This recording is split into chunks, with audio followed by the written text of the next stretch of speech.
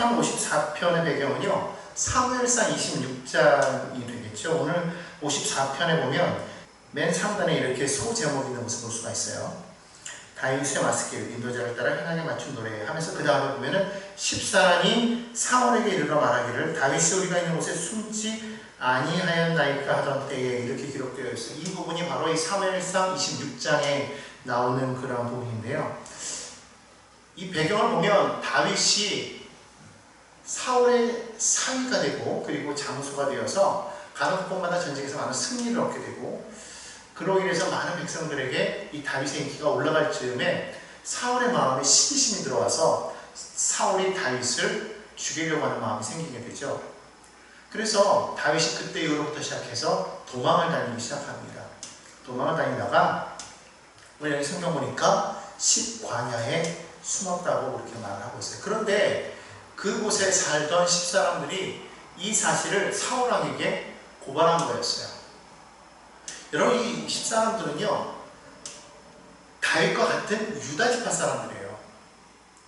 그런데 다윗을 숨겨 죽이는 고사하고 오히려 베냐민 지파 출신의 왕이었던 사울에게 가서 고발을 했다는 거예요. 아마 그들은 주판을 튀겼겠죠. 어느 쪽에 붙는 것이 더 우리에게 유익할까? 그러다 보니까 다윗보다는 아무래도 사울 쪽으로 기울었던 것 같아요. 그렇지만 사실 같은 종족, 같은 지파의 입장에서 다윗은 믿었기 때문에 아마 그쪽에 숨지 않았겠습니까? 이건 마른 하늘의 날벼락이죠. 배신을 당한 것과 같은 것이죠. 큰 아픔을 느꼈을 거예요. 그들이 고발함으로 인해서 사울은 그 이야기를 듣고 성경에 보니까 무려 3,000명의 군사를 이끌고 그곳으로 오게 됩니다. 바로 오늘 성경은 바로 그때에 다윗이 쓴 시라고 그렇게 이야기를 하고 있어요. 여러분, 앞에서 말했지만 10사람들은 같은 유다 지파 사람들이고요. 사울은 또 누굽니까? 사울은 다윗의 장인이 되는 그런 사람이죠.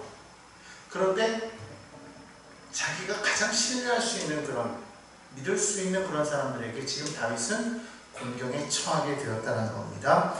같은 지파에게는 고발당하고 또 가장 가까워야 될 그런 장인과 사위 관계는 서로 죽이고자 하는 그러한 앙숙 관계가 되었다는 것. 얼마나 정말 분통 터지는 그런 상황 아니겠습니까? 그런 상황 속에서 다윗은 지금 이 시를 썼는데, 근데 놀랍게도 여러분, 그런 상황이면 우리 같으면 얼마나 속이 터져요. 두렵기도 하고 속도 터지고 배신감에 마음이 상하고 또 자신의 그런 살해 위협으로부터 시작해서 또 마음이 또 정말 화가 났을 때도 불구하고 다윗은 오늘 성경 오늘 읽었던 6절에 보니까 뭐라고 해요? 내가 낙헌제로 주께 제사한다고 그렇게 말을 하고 있어요.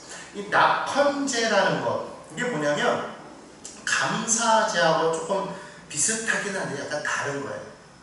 감사제는 말 그대로 이제 감사의 어떤 그 조건이 있죠. 그래서 정말 감사하는 마음으로 드린다는 점에서는 감사제와 이 낙헌제가 비슷하지만, 낙헌제는 어떤 내가 뭔가를 축복을 받은 것에 대한 것과는 상관없어요. 그런 것과는 상관없이 그냥 자발적으로 즐거운 마음에서 하나님 앞에 예물을 드리는 제사가 바로 낙헌제라는 거예요. 그러니까 그 상황이 어떠하든 하나님 앞에 즐거운 마음으로 지금 예배를 드리고 있다는 것이죠. 지금 상황이 즐거울 상황입니까? 전혀 그렇지 않거든요. 지금 상황은요, 억울하고 분통 터지고 정말 인간적으로 보면 거지 같은 그러한 상황이란 말이에요. 최악의 상황이죠. 그러나 그런 상황에서 다윗은 즐거운 마음으로 하나님 앞에 제사를 드리고 있다라고 그렇게 말을 한다는 것입니다. 사실 얼마나 힘들고 어려운 상황입니까? 정말 얼마나 힘들었는지를 볼 수 있는 게 뭐냐면 1절에 보면 이렇게 말하고 있어요. 하나님의 주의 이름으로 나를 구원하시고 주의 이름으로 나를 변호하소서. 얼마나 원통하면 이런 말을 하겠어요. 억울하고 힘들 때 정말 누군가가 나를 대신해서 이 일에 대해서 변론해주는 사람이 있다면 얼마나 힘이 나겠습니까? 누군가가 나서서 아니야, 이것은 그렇지가 않아, 이 사람은 그렇지가 않아라고 누군가가 말해줄 수만 있다면 힘이 날 그런 상황, 그런 상황 때 변호가 필요한 거 아니겠어요? 지금 여기 다윗이 바로 그러한 상황이었다는 것이죠. 어느 누가나 네 이야기를 들어줄 사람이 없는 거예요. 근데 다윗에게는 누가 있었다는 것이죠? 하나님이 있었다는 거예요. 하나님께서 나를 도와주시고 구원하시고 변호하시고 내 기도를 들으시고 내 말에 귀를 기울이시는 하나님이라는 거예요. 정말 속상할 때 여러분 사람에게 찾아가서 내 마음을 털어놓으면 오히려 그것이 그 사람에게 약점으로 잡히게 되어 있어요. 언젠가는 그것이 나에게 다시 빗으로 다가올 때가 있다는 겁니다. 그러나 우리는 하나님께 구하면 하나님은 한없는 은혜로 우리를 감싸주시고 보호하시고 살피시죠. 결코 그걸 가지고서 우리를 함정으로 몰아넣는 경우는 없다는 겁니다. 그렇기 때문에 여러분 정말 힘들고 어려울 때 우리는 이 모든 것을 누구에게 털어놓아야 될까요? 사람에게 가서 하소연하고 싶지만 그러지 말라는 거예요. 사람은 우리를 언제든지 배신할 수 있고 우리를 죽음의 함정으로 몰아넣을 수 있어요. 그러나 하나님께 나아가면 하나님께서 언제든지 들으신다는 것이죠. 오늘도 극동방송을 들을 때 그런 이야기가 그 말이 기억이 나는데 정말 아무것도 할 수 없는 그런 상황에 놓였을 때 우리는 그러잖아요. 정말 나는 이제 더 이상 아무것도 할 수 없고 뭘 해야 될지도 모르고 정말 절망의 상황이야 라고 말할 때 하나님께서 우리에게 말씀하신다는 거예요. 그때 하시는 말씀, 정말 네가 할 것이 없느냐? 아니라는 거예요. 또 기도할 수 있지 않냐라는 거예요. 그런데 이 이야기를 이 방송을 인도하는 그 사회자가 그런 얘기를 하더라고요. 어느 선교사 두 분이 들은 말씀이에요. 선교사 두 분이 동일하게 하나님 앞에 이 얘기를 들었다는 거예요. 너무 힘들고 어려워서 절망 가운데서 누구에게 하소연할 수 없는 그런 상황 속에서 하나님께서 딱 들려주신 음성이 뭐냐면 아무것도 할 수 없다고 아니면 기도할 수 있잖아 라고 말을 했다는 거예요. 마찬가지죠. 우리가 정말로 하나님 앞에 하소연하면 하나님께서 도와주신다는 거예요. 사람 앞에 나아가지 않고 하나님 앞에 나아갈 때 하나님께서 들으시고 응답하신다는 거예요. 다윗은 그것을 알고 있었다는 거예요. 그래서 다윗은 하나님께서 나를 구원하시고 하나님께서 나를 변호하시고 하나님께서 내게 귀를 기울여 주시옵소서라고 그렇게 말을 하면서 하나님 앞에 감사로 나아간 것을 우리가 볼 수가 있다는 겁니다. 사실 여러분 이럴 때 얼마나 감사할까요? 그런 마음이 정말 중요한 거예요. 그러니까 마음이 어떻게 돼? 내가 어떻게 생각하느냐에 따라서 같은 환경이라고 할지라도 그 환경이 어떤 사람에게는 지옥 같을 수도 있고 어떤 사람은 천국 같을 수가 있다고 그렇게 볼 수가 있다는 것이죠. 데이비드 소포라는 분이 쓴 피할 수 없는 하나님이라는 책에 보면 이런 이야기가 나와요. 거기 보면은요, 이 저자가 감옥과 수도원은 비슷한데 다르다라고 하면서 감옥과 수도원의 차이점에 대해서 이야기했는데 감옥과 수도원은 똑같이 높은 담장이 있대요. 똑같은 높은 담장이 있고 세상과 차단이 되어 있다는 점에서 감옥과 수도원은 똑같답니다. 그런데 감옥과 수도원이 다른 점이 있다면 뭘까요? 그것은 바로 불평과 감사였다는 것이죠. 감옥에 있는 사람들은요, 눈을 뜨기 시작하면서부터 불평으로 시작한다는 거예요. 그들은 늘 가족에 대한 불평, 친구에 대한 불평, 사회에 대한 불평, 모든 것이 다 불평이었다는 것이죠. 그런데 똑같은 그런 환경 속에서 수도원에 있는 사람들은요, 아침에 눈을 뜨면서부터 감사한다는 것이었어요. 그들은 하나님께 감사하고 동료들에게 감사하고 자연에게 감사하는 등등등 늘 감사했다는 것이죠.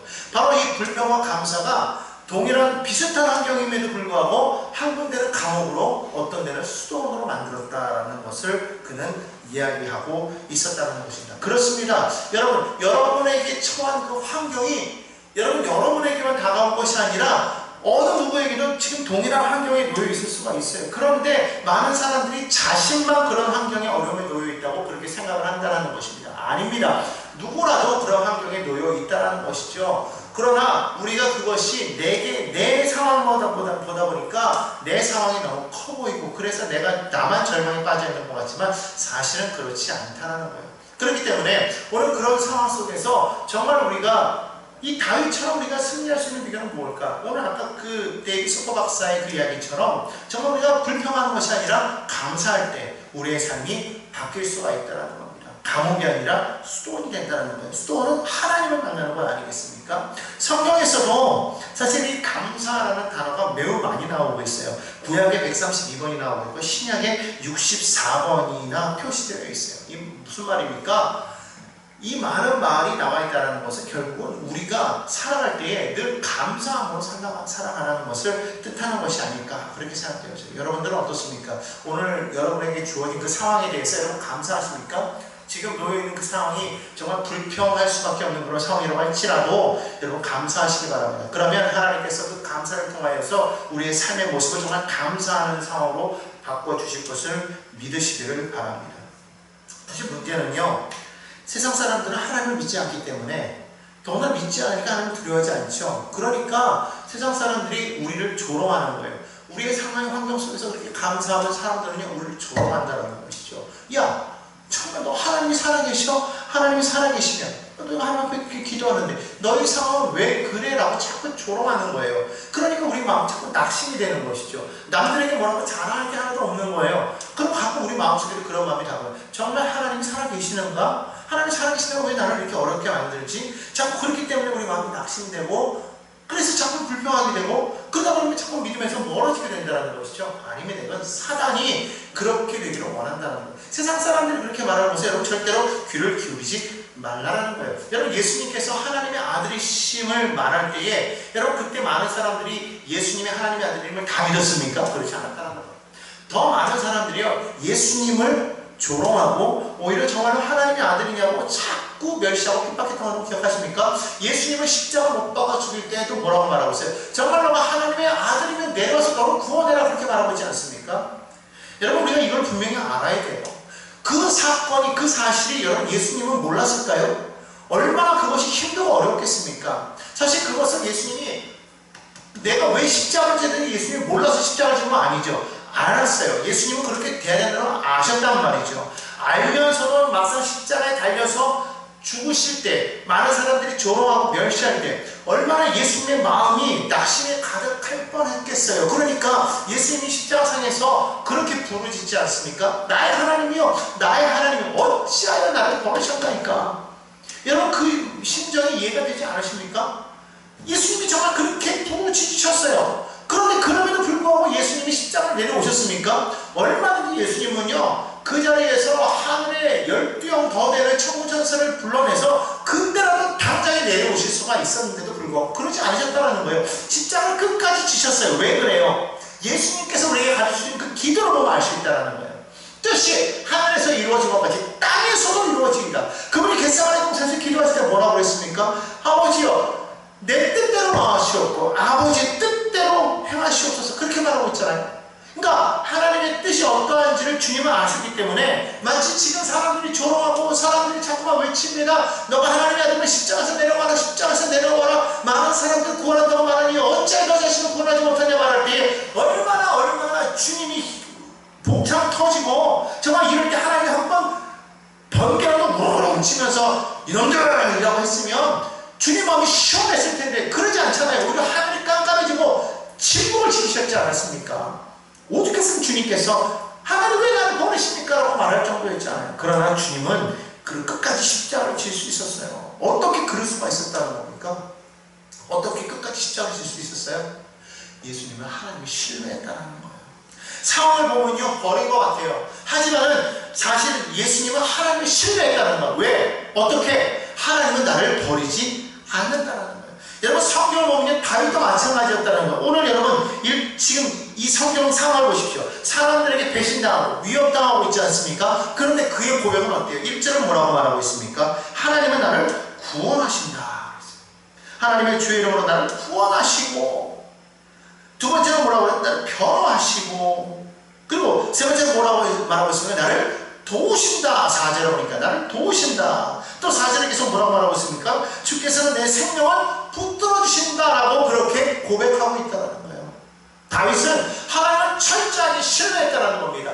하나님이 이렇게 행하실 걸 알기 때문에 지금 상황이 정말 어렵고 힘들고 최악의 상황으로 자꾸만 몰아쳐가도, 그럼에도 불구하고 다윗은 그런 상황 속에서도 불평하지 아니하고 감사하면서 낙헌제를 드릴 수 있었던 것은 신뢰했다는 거예요. 하나님을 신뢰. 나의 하나님은 바로 그런 하나님이에요. 예수님도 마찬가지였다는 거예요. 그런 많은 사람들이 조롱과 핍박 속에서 십자가를 지었지만, 그러나 예수님은 하나님을 신뢰했기 때문에 그런 상황 속에서 끝까지 주님께서는 그 모든 일을 견뎌내셨다는 거예요.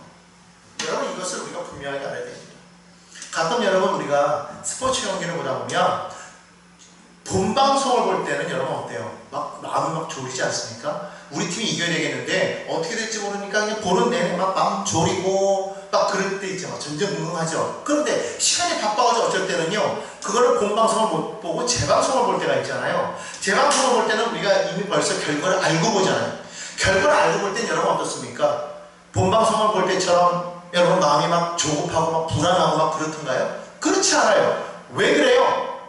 이미 우리는 그 게임이 어떻게 된 거를 알고서 본다는 거예요. 그러니까 알고서 보니까 전혀 불안하지 않죠. 우리의 믿음의 시합이라는 게 그렇다는 거예요. 우리의 믿음의 시합은 지금 막 불안하고 막 초조하고 그렇지만 사실 그 시합은 어떤 시합이에요? 이긴 시합이라는 거예요. 마치 재방송을 보는 것 같은 그런 시합이라는 거예요. 아직 이기진 않았지만 이미 우리가 믿음으로 봤을 때 이겼다는 거예요. 왜? 예수님께서 뭐라고 말씀하셨기 때문에 십자가에서 말씀하셨잖아요. 다 이루었다고 선포하셨잖아요. 그리고 우리가 믿는 그 하나님은 니시의 하나님, 즉 여호와의 승리의 하나님이시기 때문에, 여러분 그렇기 때문에 우리가 다윗도 그것을 분명히 알기 때문에 삶의 환경이 어떠하여도 그는 결코 불안해하지 않고 믿음을 가지고 나아갔던 것을 우리가 알 수가 있습니다. 여러분 우리는요, 삶의 환경이 비록 우리를 힘들게 하고 어렵게 하고 그래서 정말 절망 가운데 있을 수도 있어요. 그런데 그럴 때 정말 내가 어떻게 해야 될까, 여러분 그런 것 때문에 막 절절긍긍하지 마시고 하나님 앞에 부르짖어 기도하자는 거죠. 하나님은 바라보라는 거예요. 여러분 내가 무언가를 하면 내가 할 수 있는 힘의 능력 한도 내에서밖에 나는 얻을 수 없어요. 그러나 하나님께 구하면 하나님께서 일하시면 내가 하는 것 능력 이상의, 최소한 내 능력의 배 이상은 나에게 돌아오게 된다는 거예요. 여러분 그걸 알아야 돼요. 그러니까 여러분 삽으로 푸는 것과 포크레인으로 푸는 것 여러분 다르잖아요. 포크레인 옆에 있는데 막 삽질해봐요. 얼마나 웃깁니까? 마찬가지인 거예요. 내 능력으로 뭔가를 하려고 하지 말고 하나님의 능력에 기대는 저와 여러분이시기 바랍니다. 다윗은 그랬다는 거예요. 자기가 가진 능력이 아무것도 없어요. 다윗을 따라다니는 그런 사람들이 뭐 400명이고 600명이고 뭐 그런 사람들이 있다고 할지라도 사울이 끌고 온 군대는 정규군이고 훈련받은 사람들이고 조직적이고 더구나 3,000명이에요. 게임이 됩니까? 절대로 될 수가 없는 게임이에요. 하지만 성경을 보면, 사무엘상 26장을 보면 오히려 다윗의 손에 사울을 하나님 붙여주셨잖아요. 밤에 몰래 가서 사울의 물병과 창을 갖고 오죠. 여러분 이걸 잘 알아야 돼요. 아무리 사람 숫자가 많아도 하나님이 함께 하시면 그걸 이길 수 있다는 거죠. 여러분 이것을 우리가 분명히 알고, 하나님께서 나와 함께 하시기 때문에 우리는 늘 어둠에 처했기 때문에 그 어둠을 바라보고 늘 마음에 불안해하잖아요. 그러나 여러분 일상에 나와 있는 그 어둠을 바라보는 것이 아니라 오히려 그 어둠을 딛고 그 어둠의 자리에서 여러분 빛을 향해서 바라보시기 바랍니다. 그럴 때에 하나님의 역사하신 일을 여러분 누릴 수 있게 된다는 거예요. 내가 지금 어둠에 있기 때문에 나는 절망이다가 아니라 어둠에 있으므로 나는 빛을 바라볼 수 있는 거 아니겠어요? 그렇기 때문에 여러분 바로 그곳에서, 내가 서 있는 그곳에서 하나님을 찬양하십시오. 바울과 실라가 빌립보 감옥에 갇혔을 때 그들은 그 환경을 바라보지 않고 하나님을 찬양했어요. 기도했어요. 그랬더니 어떻게 됩니까? 옥문이 열리잖아요. 창고가 풀리는 역사가 일어나지 않습니까? 마찬가지인 거예요. 오늘 여러분을 묶고 있는 그런 여러 가지 많은 문제, 그런 창고가 오늘 정말 하나님을 기뻐하고 찬양하고 바라볼 때에, 하나님을 신뢰할 때 그 놀라운 역사, 풀리는 역사, 해결되는 역사가 일어나게 될 줄로 믿습니다. 절망 속에서도 하나님만 바라보고 승리하는 믿음의 백성들, 그리고 날마다 감사하는, 다윗처럼 감사하는, 지금 어떠한 상황 속에서도 불평하지 말고 늘 감사하는 믿음의 백성들 되시기를 예수님의 이름으로 간절히 부탁드립니다.